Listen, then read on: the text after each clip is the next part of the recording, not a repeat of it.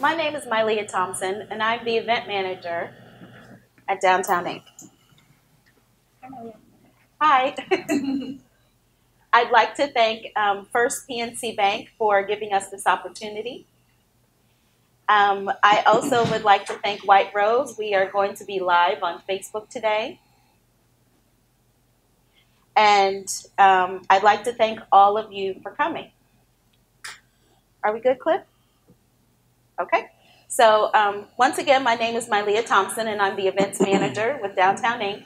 Unfortunately, Silas is not feeling well, and he could not be here today. So in his stead, I, the fabulous Mylea, am going to be your moderator for today. Today we have three wonderful people of our community. We have Jill Bollinger. She is the Vice President of Community Lending at Community First Fund. We have Cheryl Young. She is from the Shippensburg Small Business Development Center. And we also have Kevin Koury. He is the Vice President and Branch Business Center Manager at PNC. We're going to start off with Jill, and she's going to tell you a bit about herself, and then we'll go on down the line. If there's any questions that you have, if you could take a moment to write them down, or you could just raise your hand, and we will ask the panel for the questions. And if there's any questions on Facebook, we will take those as well. Good morning. My name's Jill Bollinger. I'm with Community First Fund. And Community First Fund is a CDFI, Community Development Financial Institution. So we're not structured as a bank or a credit union. We're actually a nonprofit loan fund. So what is that and how is it different? Well, we're a mission-based lender. So our mission, and I do have it memorized, but I have a little cheat sheet here. Our mission is to create sustainable prosperity for low-wealth communities and individuals, especially persons of color and women, by aligning capital, knowledge, and advocacy to advance business ownership, housing, and community development. So that's our mission. So we've been doing this for 25 years. We're headquartered in Lancaster, and we cover 13 counties in South Central Pennsylvania with satellite offices in Harrisburg, Allentown, Reading, and here in York. So our York office is right up the street at 7 East Market Street. There are two of us that work out of that office. Nate Rivera is in the back. He's our business development associate, and I'm the community lender, and we cover both York and Adams counties. So we wanted to share a video about us. It's 25 years, 25 stories. We put it together last year for our anniversary, and it showcases the diversity of our client base as well as gives you a flavor for the type of loans that we do. Community First Fund is a vital partner to us and to this community. All of our programs, all of our initiatives in the inner city are high risk. Community First comes in and takes the risk with us, and it has had a great social impact in our community. Excelsior to me is an opportunity to serve the community as an events venue. The place is alive and full of energy. Commercial lending at the time made it almost impossible to get done with a commercial loan. And Community First stepped in and filled that void. King Street has just transformed right in front of everybody's eyes.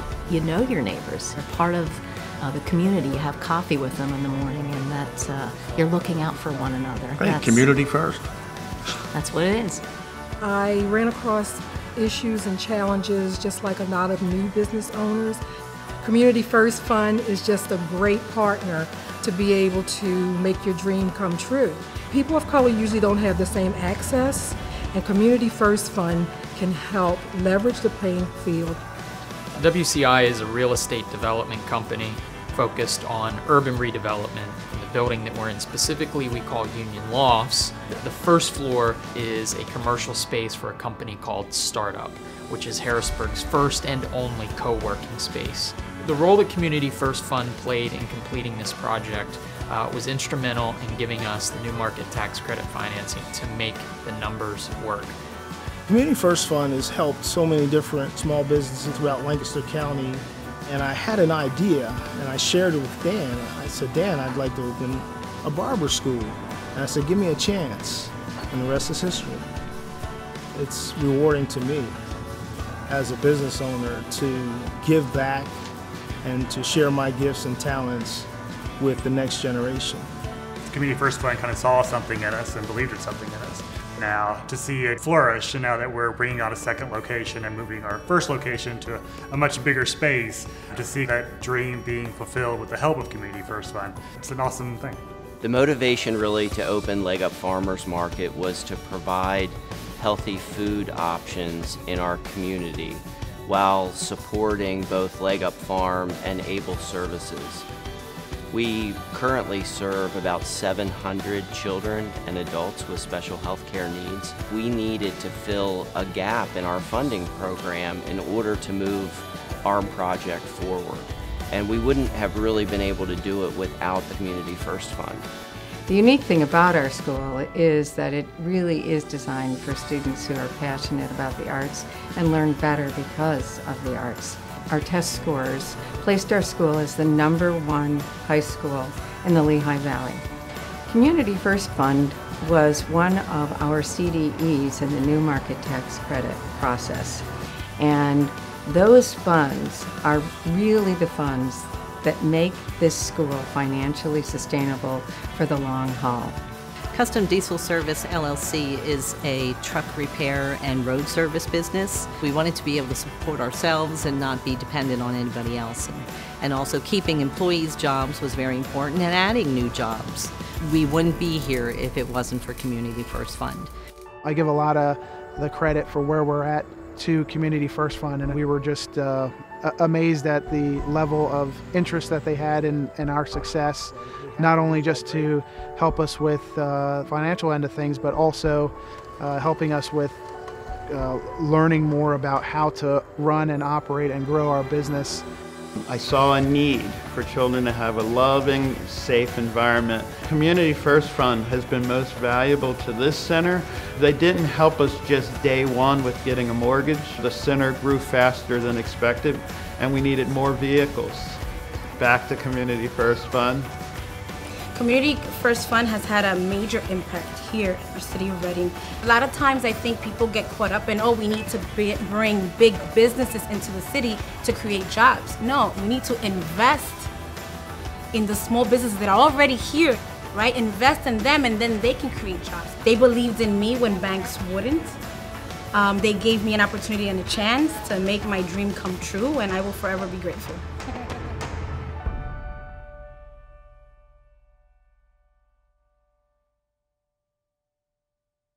And I'll turn it over to Cheryl Young with Shippensburg University Small Business Development Center. All right, as she said, I'm Cheryl Young. I don't have a nice little video like that, but I did put some information on your on your tables there, and we have a nice little booklet that goes through some of our success stories that we have had over the years. Just a little bit about the Small Business Development Center. We're funded both by federal and state dollars. The SBA, Small Business Administration, is our major funder. A lot of people get us confused with the SBA. We're not the SBA. We are funded through the SBA. And we're also funded through Department of Community and Economic Development here in the state of Pennsylvania.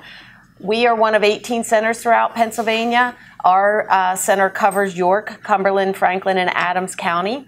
And what our mission is to help businesses start, grow, and prosper.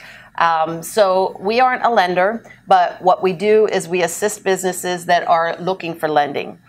We provide our services are at no cost. We're not supposed to say free because they're taxpayer dollars that support us, but so all of our consulting services do not cost you anything. And what we do a good amount of is working on business plans, and that's where we come into play with the lenders. Is we get you prepared through your business plan and projections and market research and whatever it is that you need to be prepared to go to a lender.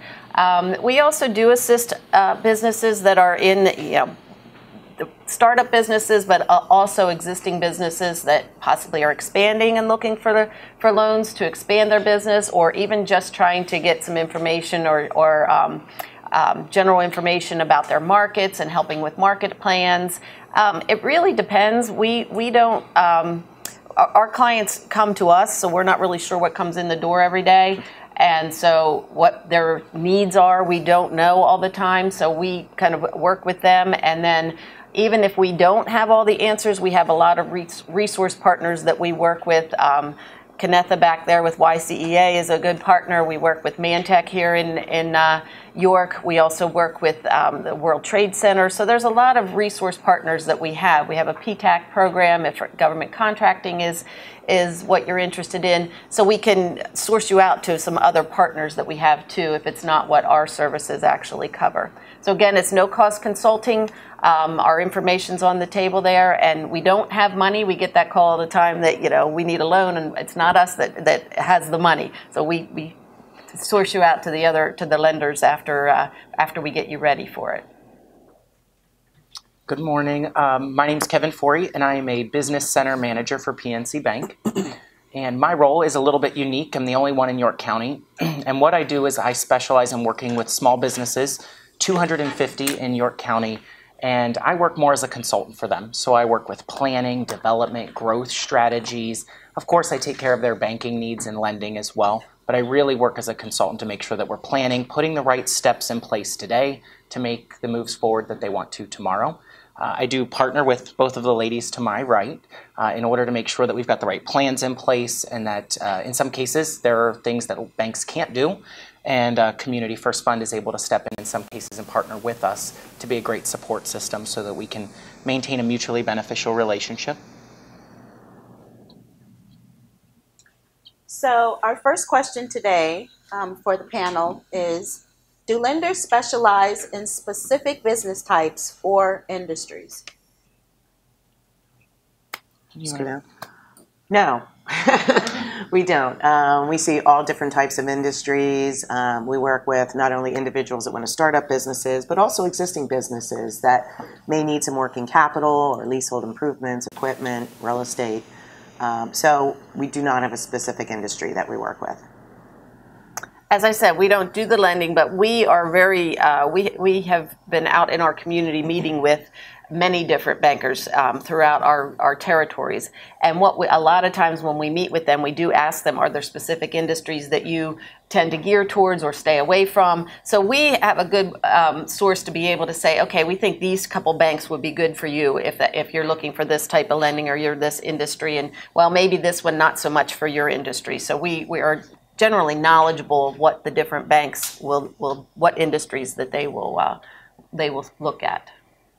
There are certainly clients that I would say are not in a preferred industry type for my particular institution. So there are certain industry types that are very favorable when it comes to lending, some that are considered a little bit more challenging based on how new or young they are, or just what their industry type in general may be.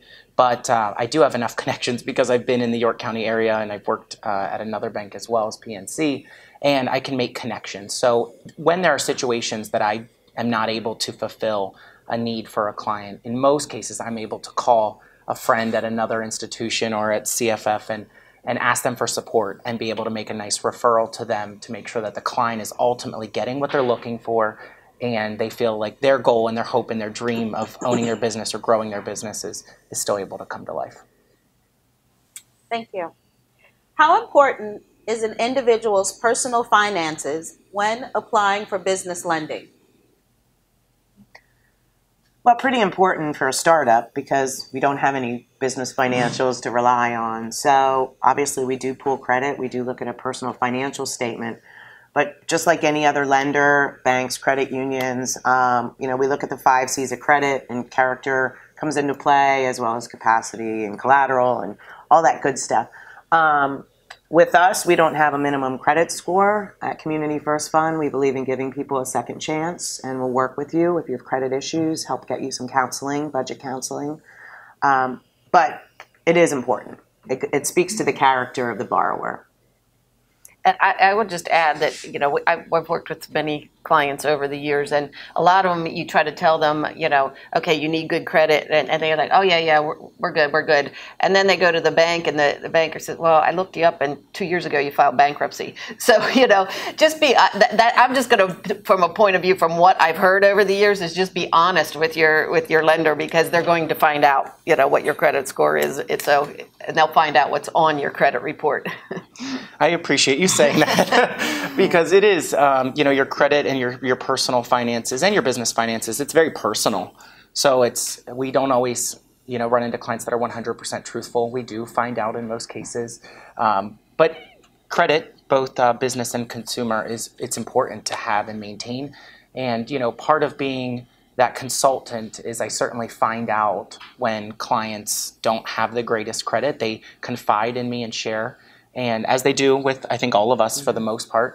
And so part of what I can do is help to dig in and find out what it is that's causing their credit to be less than stellar and create a plan. So we might not be able to fulfill their financing need today, but here's what we can do. We can sit down, hash it out, figure out what the best steps are, and create a plan to help improve your score over time.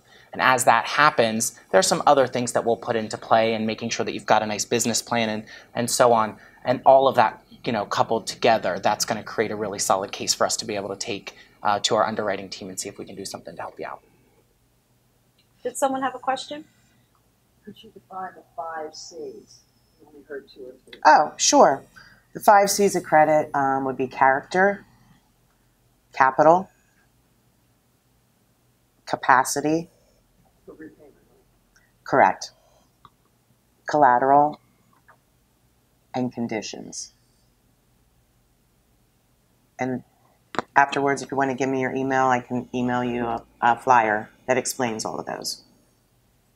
Yes? Can any of you offer some specific recommendations for folks who need to improve their credit?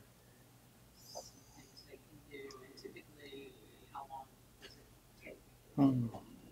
6 months, a year? That's a great question, and I can share. So it's about being informed. So I can't tell you the number of times that I've worked with clients where I ask them what their score is or what the condition of their score is, and they really have no idea. So we help them to get a free credit report that they can look at it. So having the knowledge, being informed is half the battle. Then we look at it. So if there are collection items, we want to come out with a savings plan so that we can help them to save and then pay on some of those things. In some cases, there can be negotiations that happen with past creditors to try to make it a little bit easier. In some cases, there are things like bankruptcies, and that just takes time. But what we can do in the interim is look at things like, and every bank will handle it a little bit differently, but things like secured credit where we can start to reestablish and help you to grow. Usually, if you have no credit, 6 to 9 months, we can get you established with a score, and you would be, in most cases, lendable. If you have poor credit, once we get that cleaned up and turned around, then we can, again, look at another 6 to 9 months until you're considered to be lendworthy. Yes. If you're trying to do something, my husband and I own a business, we're trying to expand. Okay. My credit is like, and his is like, hey, does that, when you're partnered with somebody, do you split it down the middle? Or does the person with the stronger credit and no debt kind of take over in that situation? Or is that something to be concerned about? Or as long as Do you want to take this one first Sure. and I'll follow up? We'll work with both of you. If there are credit issues out there, collections, very much what Kevin said, how to address them, work out payment arrangements or whatnot. But one doesn't. worry more about the debt. Like there's nothing in collections, but there's some debt there. Okay. Is that? Well, if you're applying jointly for the loan, we're going to look at joint debt and joint income. So we're going to take it all into account, whether it's on his bureau or yours. Okay. So it all gets kind of put into. It does get put into one pot. Yes. There are some, I can add on to that. So there are some situations where, depending on the type of business, one of you may have authority to engage in a credit transaction independently. So you might just want to look at the structure of your business. If it's an LLC or a sole proprietor, you may have some additional wiggle room, and it might not require both of you to be on if that's something that's a concern. Even if you would both have to be on, honestly, we look at your ability to repay what your business has done. And something that I think banks can do that might be a little bit different from the two of you is we look at relationships. So clients that have a relationship with us, we're able to stretch kind of our guidelines, in some cases create exceptions for really good clients. So that's something to consider, be in dialogue with your bank about. What is a lot of debt? Like what? Are there tiers? So it's relative. It's relative to your income. What you can pay. You know, just as you may hear banks or lenders talk about debt to income ratios, well, you know, a 30% ratio for someone who's only making $15,000 a year is a little different than a 30% ratio for someone making $120,000 a year. So it's really relative as to, you know, what's a lot of debt. Okay, so having a little is not like a deal breaker. Okay. So we have another question. Well, here's what I would say, just as a little bit of guidance for you, would be go talk to a business advisor, your bank, and ask them to crunch the numbers. They can do that sitting across the desk from you and calculate what your income is, what your expenses are, tell you where you fall, look at some of the business financials, give you more specific guidance to your situation. Okay, great, thanks. You indicated that credit scores don't aren't something that make a real big difference, but do you have a definition of what is, let's see, I'll use for definition, credit score and credit score and a good credit score? Well, the scoring system, I mean, if someone has a credit score in the 500s, there's a reason for that. And you can look at the credit bureau and see, oh, there were collections, oh, there were 60 days past due on a creditor. So you can figure it out. Sometimes even lenders scratch their head as to, how did this person score like this, you know? And it could just be longevity of the established credit. So when I said the score doesn't matter, I'm saying we don't have a threshold number where a lot of banks will, because they're regulated and we are not. We are looking at the whole picture as to, you know, what's the credit look like? And a credit score is really a tool for creditors to use, a quick look, snapshot. So we really just dive into the credit and what makes up the credit and address that. Is there a tier for worst kind of credit? What I mean by that is there are a lot of young adults who have student loans that are outstanding now. So how does either student loan or credit card or maybe hospital bills that haven't been paid, how does that take into account? Are one of those less credit worthy than another one? I think that's what I'm trying to say. So being delinquent or past due is being delinquent or past due, and it's going to show on your credit report that way. There are certain lenders that will discount things. For example, medical bills in some cases can be discounted based on the amount. For the most part, though, you know, in any conversation that I'm having with clients, I'm encouraging them to stay current and keeping their head above water. Obviously, there are times when, you know, we all trip and fall, and that's okay. So then we talk about what the plan is to get back on track with that. It's a tough conversation, and it's so specific to each individual person. It's hard to put that blanket statement out there because there's no, 3 bullet points of do this and you'll be successful every time, because there's so many things that go into our finances, other income, spousal income, business income. And so we want to look at the whole picture to have a really engaged conversation with you to determine what would be best. What are some things underwriters look for when reviewing a loan application? You guys have kind of gone over that. Is there anything? Skin in the game. We'd like to see you put some of your own money into your project. It shows you believe in yourself and your concept. Instead of approaching a lender expecting us to take 100% risk, we would like to see you put something into it as well. So that's important for our clients when we're working with them. And I mentioned, the 5 C's, and certainly I can get that information out to you if you'd like to give me your email address. But capacity, willingness to repay, the character, how you've historically paid your debts.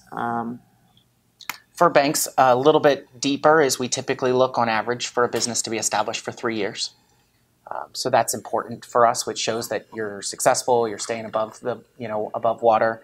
And here's what I would say. In most cases, challenges that I run into with newer, younger businesses is when it comes to the tax preparation piece. And what I would encourage is that new businesses, specifically, if you know that there's a need to lend in the next 3 years, that you are as transparent, open, and honest as possible when it comes to accounting practices, because I'll put it frankly, it's very, very challenging for a bank to lend to a business that shows a loss on their tax return. Very, very challenging. There are things that we can add back in, and we do take things into consideration, but that's something that does often stand in our way of being able to lend to a business. The other thing is, so when you have a relationship with an institution, they have a lot of data at their fingertips because everything you do can be put under the microscope. And simple things like account overdrafts can be taken into consideration. So I've run into businesses that have had great cash in the bank. It's not really an issue. They've made a couple of mistakes over time, which have caused overdrafts, which have caused underwriters to ask questions. And that doesn't always mean it's a roadblock or something that is stopping it from going through. It just means that I have to get involved and provide more of an explanation. So having really specific and thorough accounting practices internally and a great relationship with a banker is super important, and they're going to help to lead you through all of these processes. And we do fund startups at Community First Fund. We do it a lot in businesses that are established businesses, but it could be 1 year, 2 years, or 3 years. So that's why we have such great partnership with the banks, because these businesses are new and don't fit into their underwriting criteria. So they'll refer them to Community First Fund to work with. So business plan and projection is so important for us, because that's what I have to work with. If you're starting up a business, or, what other income is in the household that can support this as you start the business. So we partner a lot with Shippensburg University. Cheryl has been amazing with our clients in just assisting them with business planning and putting projections down, realistic projections for the type of industry that you are entering. And so the personal finances do play a part, because we need to look at that, and then the projections and business planning for the startup. So. And I'm going to add, when you just said that, with realistic projections, and that is, which I'm sure both existing and, even if you are an existing business and you say, well, we're going to expand, but, you've got $1 million additional revenues that you think you can hit, you have to be realistic. And the startups too. I see them all the time, that people think they're going to be making, $500,000 themselves the first year. That's their profits, not, and it's like, no, you're not, let's step this back a little, and let's take a look at, how many, whatever, it's a product or service or whatever, and every day, how many of that service or product do you have to sell, and can you realistically hit those numbers? So that's a very good point to make, is that a lot of people have the idea in their head that I'm going to make a lot of money, but when we break it down and really look at it day to day or week to week, it puts it in a different perspective, but it's more realistic, and it's more, it's doable then. So I can add on. So having projections and knowing what you expect to accomplish by adding on to an existing business or starting up is super important for the bank to know. It shows us that you've thought the whole way through this. So we all wake up in the morning and have these grand ideas in the shower about, oh, we're going to create this major business, and that's fantastic. But we want to see that you've thought through it, and you've thought about what happens, and what do I do when I run into shortfalls in cash, and what do I do if I don't sell that certain number of items per day, and if I hire staff, how long can I miss my goals before I have to reconsider those decisions? So the bank wants to make sure that you've thought the whole way through. So a really quality business plan is very, very important.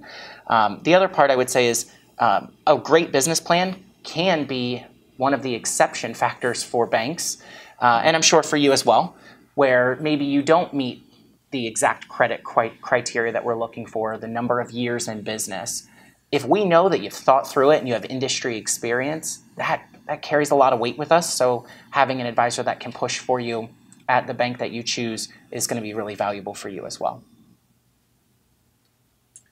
How can I be prepared if I foresee a lending need in the future? Have your tax returns filed on time. Have copies of them. We ask for 3 years of both personal and business tax returns, if applicable. So be sure the taxes are filed on time and you have them. Have copies of them. Business planning, we've already talked about that, how important that is for startups or newer businesses. Good record keeping in general. I mean, we see that a lot there, that people just don't have, a sense of, well, yeah, my husband takes care of it, but he really doesn't, he's got an Excel spreadsheet he throws some stuff into, So I think just in general, good bookkeeping or having an accountant that's helping you out with that will keep you on track with where you need to be. Mm-hmm. The other part I can add is expect the unexpected. So especially if you're a young business, tons of things, and I see you shaking your head. There's so much that is outside of the scope of our mindset when we are planning to build, establish, or continue to grow a business. When you're in a position to be able to lend, you should. And it doesn't necessarily mean that you should put yourself into debt, but put things in place so that you have something to fall back on when those roadblocks occur. So one of the biggest challenges that I'm faced with is a business that may be really well established, and they run into some challenges, and all of a sudden their backup cash stash is depleted. And now they need more money, and they're behind on things, or they're just trying to make the next round of payroll or bills. That is really challenging for us to get our arms around, because they're already in a situation that's a challenge. So think ahead and make sure that you're planning forward and having a great relationship. And I'll keep saying this a million times, but having a great relationship with someone in the financial world that's going to give you solid guidance and advice. They should be helping you to make sure that all of these things are thought out. That's what we do every day. So, if you're not in conversation, you should be. And if you are, continue to push that forward and talk about growth strategies, roadblocks, and challenges that you face regularly. Question? You're talking about loans at this point. What about lines of credit? Same. Lines of credit are really the biggest thing that you can have as a backup, a security blanket. And that goes even in your personal finances. So we all strive to have money in the bank saved. That's ideal for all of us, but it's not reality in all cases. So when you have the opportunity, both personal and business, put a line of credit in place for yourself so you have something to fall back on. You have something that you can lean on when you need a little bit of support. And I can't think of a single person, personally or professionally or in business, that has never fallen down in their finances at one point or another, or run into a place where they felt that they were pinched. And even the wealthiest of individuals have time where they feel pinched for one reason or another. So continue to think forward and put things in place for yourself. Yes. Any of you address collateral a little bit? I'll let you run with this one. Sure. Community First Fund is not an unsecured lender. We want something to secure your loan. But we're very flexible as to what we look at for collateral. We will take vehicle titles, anything that's titled, motorcycle, ATV, titled vehicles, obviously real estate, but a lot of our clients don't own real estate. It could be a family or friend who's willing to pledge collateral. Maybe they have real estate. Maybe it's, or a vehicle. So business assets. We also will secure our loans with the equipment, furniture, fixtures, equipment that your business has. Anything that's not titled is a business asset. The tables, the chairs, the computers, that you have in your business, that is an asset that's worth something. So we'll lend a percentage of that. We consider a percentage of that as lendable equity. And banks are the same as far as different types of collateral. We have different advance rates on as how much a percentage of the value of that asset we'll consider as lendable equity. The only thing that I can add on for banks specifically is you mentioned unsecured is really not an option. That can be an option. We do have products, both installment and lines of credit, that can be offered unsecured. So just that we trust your business and the history of the business, plus you as an individual. We do obviously lean more so on credit in those situations because it is a higher risk because someone could walk away. But we do have that option available. And, you mentioned vehicle titles. Obviously, vehicle financing is something that we, do. What we secure with vehicle real estate is probably most common or most favorable. We get the comment all the time. Well, I don't want to lose my house, so I'm not putting my house up, on the loan. And but most of the time you have to sign, personal guarantee, and your house is part of that personal guarantee. But what I try to tell my clients is the bank doesn't want your house. They want you to pay your loan back is what they want. So, if something, doesn't work out with the business or whatever it may be, work out a payment to get that loan payment back and keep your house. So, but a lot of times and I had a gentleman that he had a loan agreement and everything, and the wife would not put the house up. And so he was unable to get the loan and unable to expand his business because his wife wouldn't do it. But as I kept trying to tell him, you have a good enough business. Just because you're putting the house up doesn't mean you're going to lose the house. Yeah. You should be confident that you can pay back that loan. He was wise and happy wife.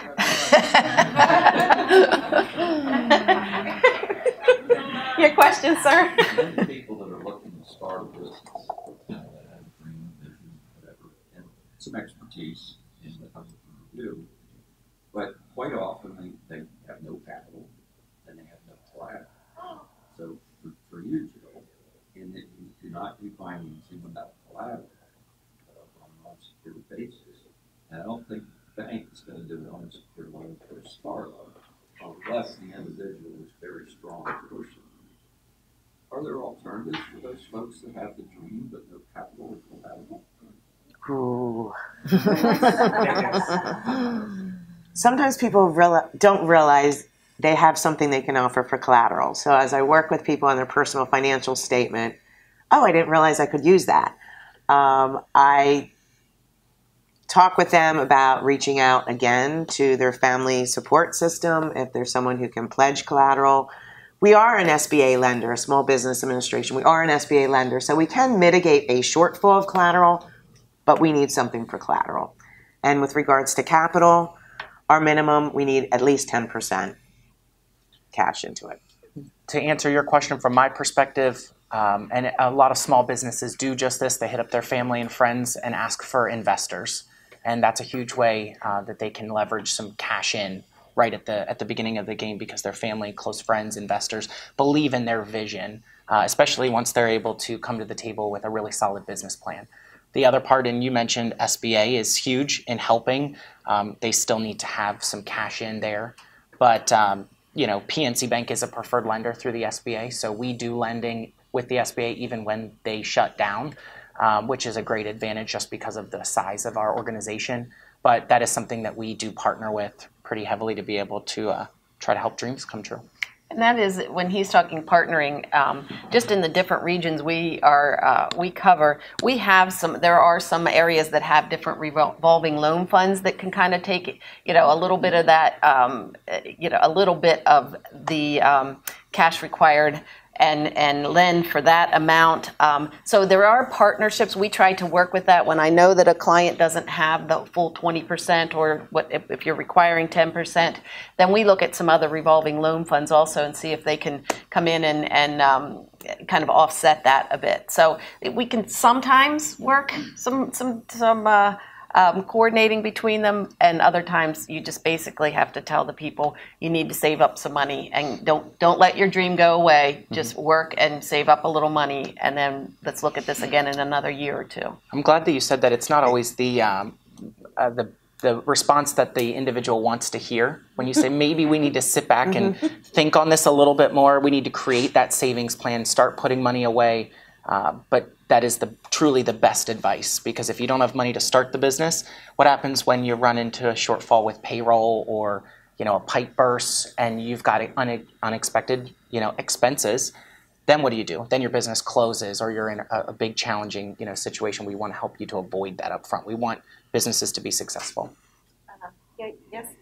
So since Kevin, I think you brought it up with family and friends, investors, any advice from you in terms of handling that both professionally and legally? I think I'm speaking for myself, I don't know the rest of you, but especially for sole proprietors, partnerships, LLCs. What I know about that case, full-on corporations, and that's a fun legal filing and all that jazz. But from an LLC perspective, what's the best way professionally and legally, and just without straining family and friends relationships, you can't handle that? When you mentioned straining relationships, that is something that it can be a challenge for sure. And I will gracefully back out of this by saying seek legal guidance, because really doing and banks years ago we used to lend on a handshake, so to speak, and that's common terminology in our industry, but it doesn't happen anymore because it creates bad feelings, and we don't want that to happen. So we don't want that to happen for our clients either. So we will encourage you to seek legal guidance, make sure that everything is documented and that you've really crossed all of your T's and dotted all of your I's, so that if bad feelings happen, at least you have everything properly documented the way that it should be. We've always had a saying, it's called family, friends, and fools. But it is true. Have a payment plan, because you don't want this friend or family member coming back to you 6 months later and saying, I need my money now. And you don't have it to give to them because your plan was 5 years or something. So yes, you have some sort of payment plan, interest rate, whatever it may be that they want, have it in place. I totally agree. Definitely involve an attorney. Doesn't matter the relationship you have with this person, things can turn, and you just need to have a legal document drawn up to outline the terms, repayment, what happens if they don't repay you, what's that going to look like? Yes, sir. You had a question? Yeah. I guess if you don't have a promissory note, you have problems with your brothers and sisters. I oftentimes tell clients to go to a financial institution such as Community First Fund, and you sit down and talk to the person there and say, this is what I want to do, when do you think would be a good time for me to come and see you without a loan, and what do you want me to do in the meantime, so that when I come here, we're ready to talk.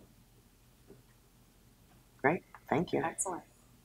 We have about 15 minutes left of our time, so I would like to know, can you share some success stories with us, or someone who had to keep coming back to you, but they got it done? Yes, I would love to. Last 2 months, Nate and I have closed 7 loans. I think 6 were to startups in the city of York. So every startup is a success for us. We're thrilled when someone's ready to open their doors and schedule a ribbon cutting with Downtown Inc. So we have a couple on the agenda in September. Where to start?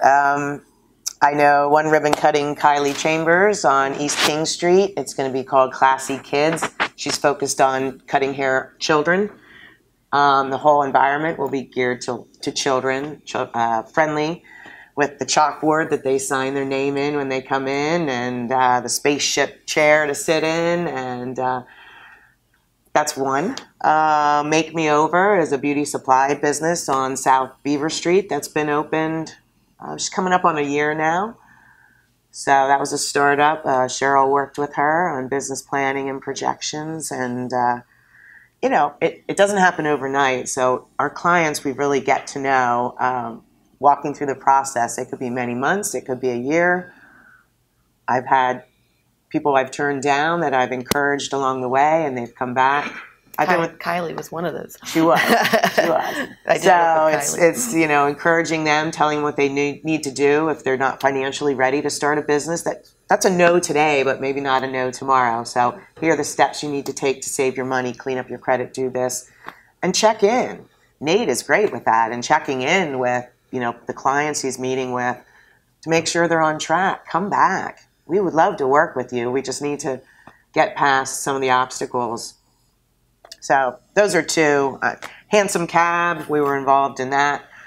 Financing. Cup of Joe just opened at 284 West Market Street, coffee shop. We worked with Tracy on that. She'll have her official ribbon cutting, but she is soft opening now, but official ribbon cutting in September. I'm going to tell you one about when we talked about credit scores. I had a husband, wife, and son who had purchased property in Adams County to build a campground on. And they had all their permitting done. They had everything that they needed done, and they had put all their cash into it. They hadn't gone for a loan. They bought the land, put all their cash into it. Well, then they needed to build, have all the sewer and the electric and actually build the campsite, and they needed a loan.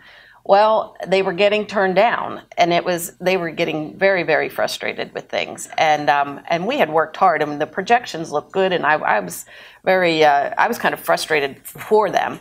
And finally, we had a lender at ACMB that took them on, and one of their problems was their credit score was a little bit off. But what happened was, I think it was the wife's brother or something had an illness, and they had got a credit card for him, and he ran it up and he didn't pay it, but it was under their name.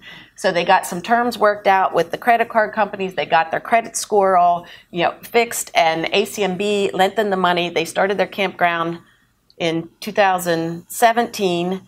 They have since gone back for 2 additional loans from ACMB because they have expanded to more territory, and now they're putting in a bathhouse and a pool. So they just keep going and going and building from it.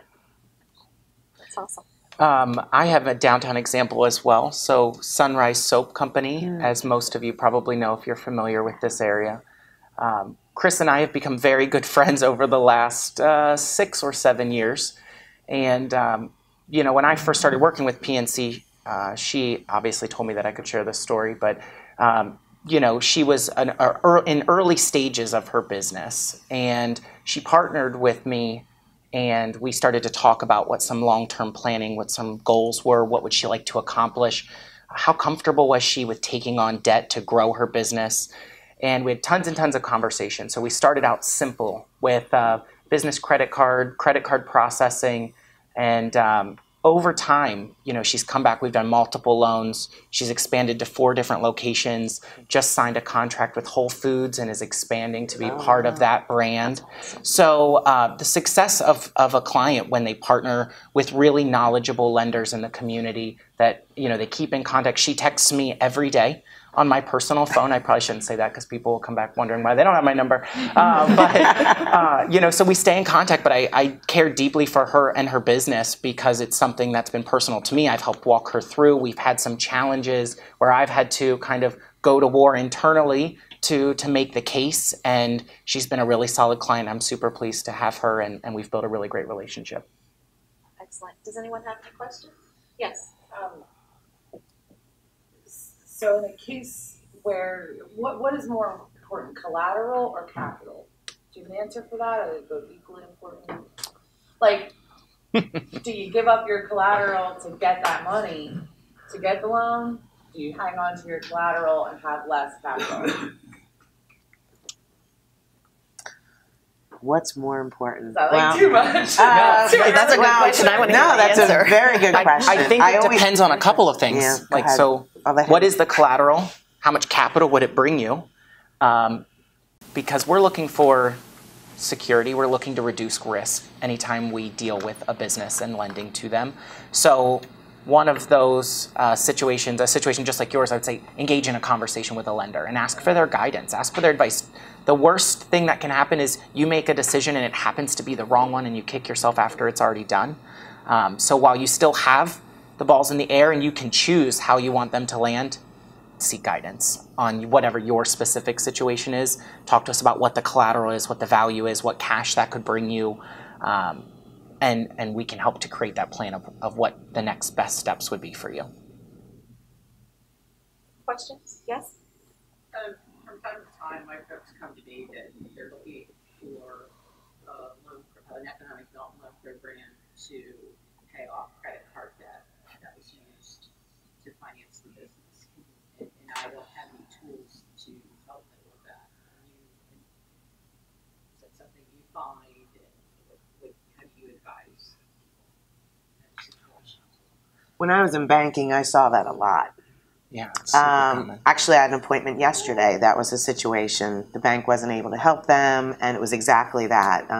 They actually already had an existing business, but when they relocated, they used all their credit cards for all the leasehold improvements and new equipment for the expansion.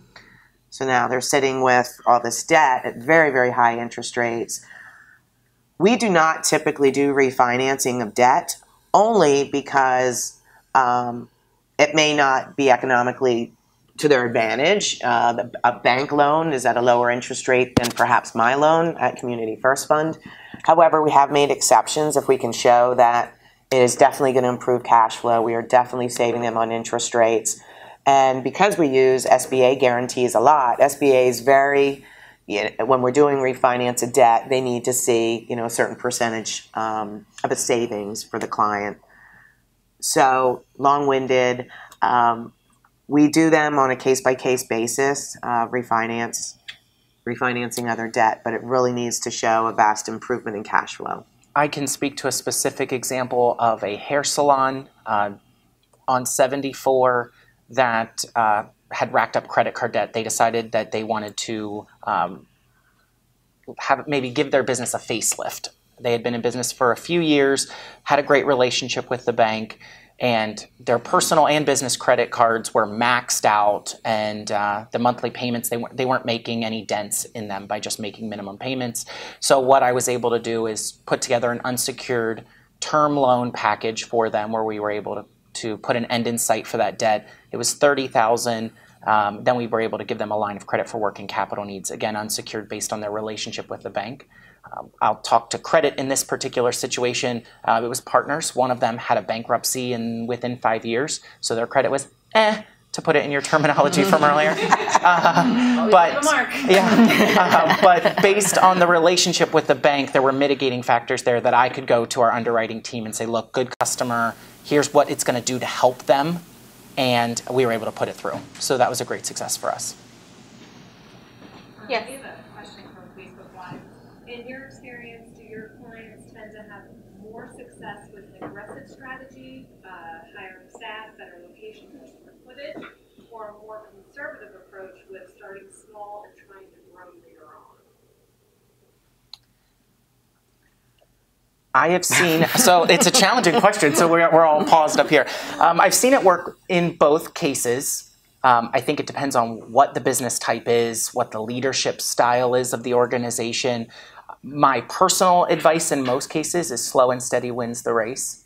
So I talk with businesses all the time that are looking to build on, they're looking to renovate, they want to hire more staff because it can bring them this.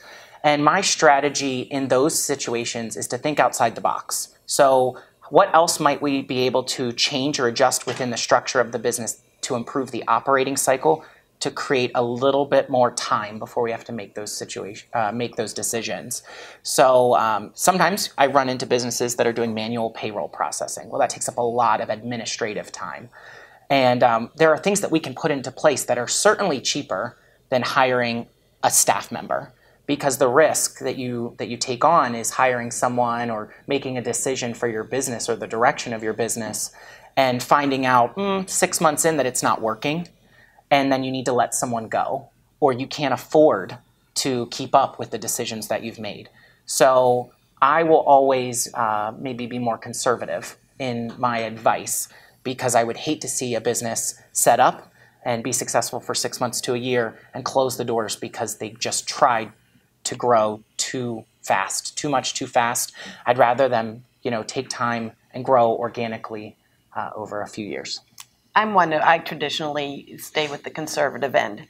And one of those things, a lot of people have those grandiose ideas that, I'm going to, just grow my business. And I tried to point out to them, yes, that's a nice thing to think about, because I think you're thinking, well, I can have more sales. That means I make more money. But with that comes a lot more headaches. And so that's what I try to point out to them.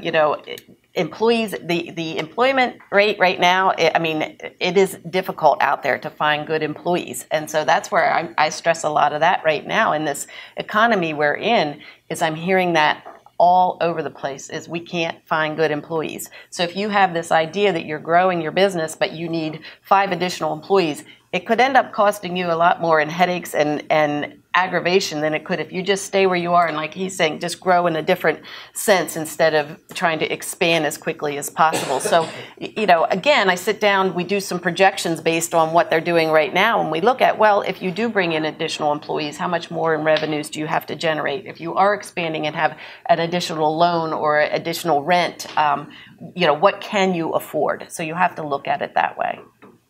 Well, we are coming up on our time. We have 3 minutes left. So I would like our panel to give us probably some last few words, and we will end our session today. Please also know that all of our panelists are here to assist you, and we can take definitely a couple of minutes afterwards, shortly, to ask a question or get their contact information and share. I would just say to that last question, just do your homework and take your time and research your growth plan.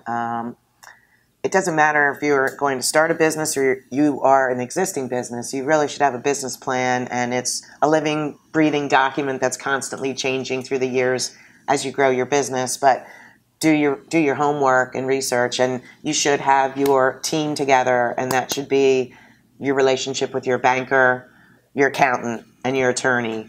And those 3 advisors you should keep in the loop on any decisions you're making for your business, because they can guide you down the correct path that may save you a lot of heartache in the future. if you just knee-jerk reaction and jump into doing something without seeking some advice from those advisors and doing your homework. I agree. There's a lot of resources out there for you. I mean, all of us, the three of us are resources for you. Kennetha's a resource back there. Bob's a resource at SCORE. There's a lot of resources out there, so utilize them. Just don't try to do it all on your own, and get advice from people, and instead of just, like she said, just jumping into things, because do your homework. You talked about advice just there, and that's very critical. But I'd also caution you on who you take advice from. Because think about, there are a couple of business owners in the room, and the advice that I would give to one could be very, very different based on the specific situation. And don't assume just because the business down the street did X, Y, and Z that that's also the right move for you, because that's not necessarily the case. So make sure that you stick with your advisors and you let them know of the decisions that you're making, not only from a business perspective, but also in the decisions you make in your personal life.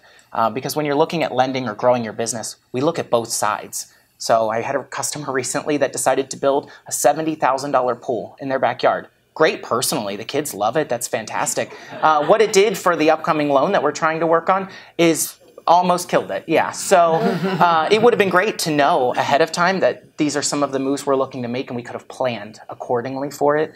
The last thing is, we talk about making really solid decisions. I've had some people recently that I've had this really great dream of owning a business, and they decided to quit their job, their full-time job. And I would say before you do that, if you're thinking about it, go through at least the three of us sitting right here and talk with us, because in most cases we will help you to see, do you have the money that it takes? What's it going to cost you in health benefits when you make changes? And we want to understand and help to give you some guidance on what's the right time. Honestly, you know what's best for you, and we're just here as resources. And that's how we would hope that you would use us, as advisors and resources for you. Jill, Cheryl, Kevin, thank you so much for your time. Thank you, PNC.